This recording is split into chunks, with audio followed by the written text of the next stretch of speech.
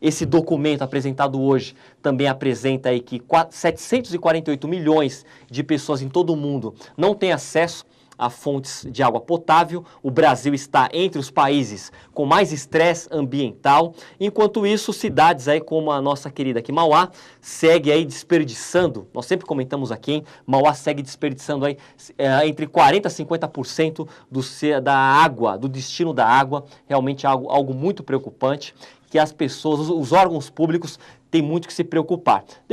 Paulinho, fala um pouco sobre isso também, a sua opinião. Até falando aí de que você viu, eu citei aqui agora a questão de Mauá, hein? Ainda há cidades que têm um desperdício muito forte, Paulinho. Sem dúvida, nós ainda, como país, né, apesar de a gente ter uma capacidade hídrica invejável, esses recursos ainda não foram, do ponto de vista do poder público, revertidos para que a gente evite o tipo de crise que a gente está vivendo.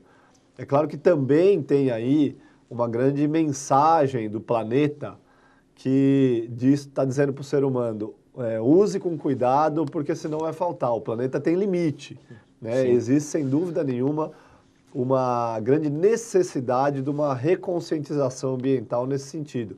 E essa mensagem é muito clara, não dá para depender só de chuva, né? Porque o país o planeta está mudando, o superaquecimento, as grandes massas poluidoras fez com que o clima da Terra alterasse, e as estações do ano mesmo hoje já não são tão definidas como eram antes.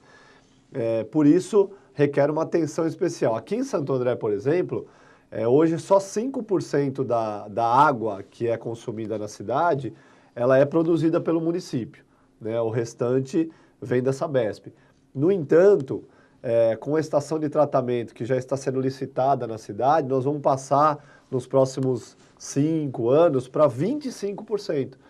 Então, Santo André, até antecipando, né, essa crise que na época, que foi isso no início de 2013, que foi pensado esse conceito da estação de tratamento, Santo André se antecipou a uma crise que a gente vive hoje. Agora, mais do que as questões pontuais dos municípios, e aí é realmente um absurdo isso que acontece em Mauá, nós temos que ter uma mudança de paradigma. Sim, claro. Né? E isso a gente tem percebido que a população tem aderido, né? Usar água racionalmente, o uso racional dos recursos naturais, porque eles são limitados. Verdade. Ô Paulinho, olha, antes de focarmos aqui na região do Grande ABC, destacar, principalmente Santo André, onde foi dia de sessão, estive lá, o Paulinho vai comentar alguns assuntos.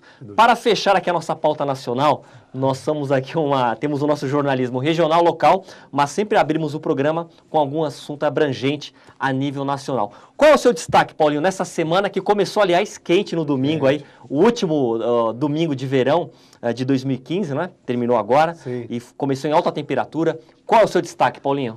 Meu destaque é a necessidade de mudanças, de reformas. Parece que é chover no molhado, mas se a gente efetivamente não lutar, no bom sentido, não forçar os políticos, né, que estão lá em Brasília, que são aqueles que têm a legitimidade para fazer a aclamada reforma política, essas manifestações, elas vão continuar ocorrendo, elas são legítimas, mas efetivamente, na minha opinião, não vão alterar esse status de corrupção que a gente tem no nosso sistema político. Então, o meu destaque vai primeiro para parabenizar essa união, essa massificação, essa grande aula de democracia, evolução do processo democrático brasileiro que a gente viu no domingo, mas ao mesmo tempo de chamar atenção para a gente focar as nossas lutas, né? Eu sou daqueles que acredito e defendo que sem uma reforma política as manifestações serão novamente em vão. A gente viu isso em 2013. Houve uma grande manifestação por conta dos 20 centavos, né, da passagem do ônibus. Naquele momento, o ônibus não aumentou, né? Os políticos lá, o governador, fizeram um paliativo, desoneraram a folha, a passagem ficou a R$3, as prefeituras tiveram que arcar, e aí eu falo com propriedade, porque sou o secretário de Mobilidade Urbana de Santo André, então a conta não foi para o usuário do ônibus, mas foi para os orçamentos de uma forma geral. E o que aconteceu 1 ano e meio depois? Aumento de 50 centavos, né? Por quê?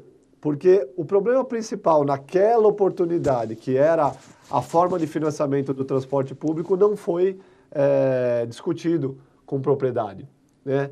E a mesma coisa que eu estou vendo agora. As manifestações são justas e legais? Claro que são. Sim. Tem que acontecer? Tem que acontecer.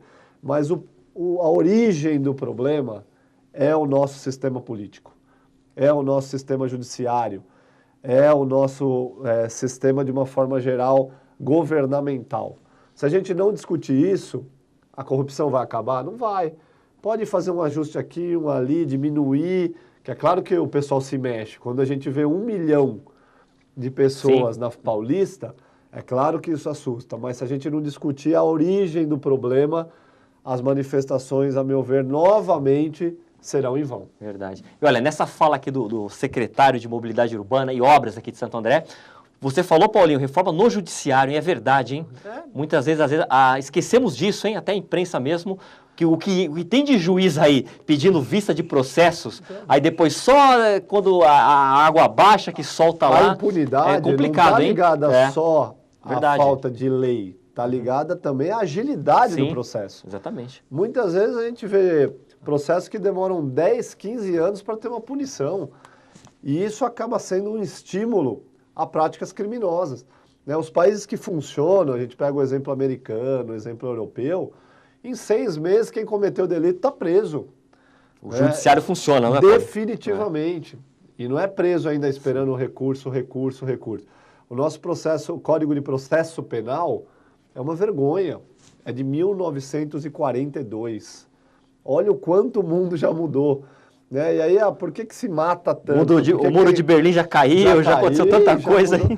Então, também por isso, a pessoa tem, desde o criminoso lá da Petrobras, até a pessoa que vai te assaltar no farol, tem a mesma certeza da impunidade ou da demora da justiça. E isso está ligado não só ao político, mas também a essa questão do judiciário.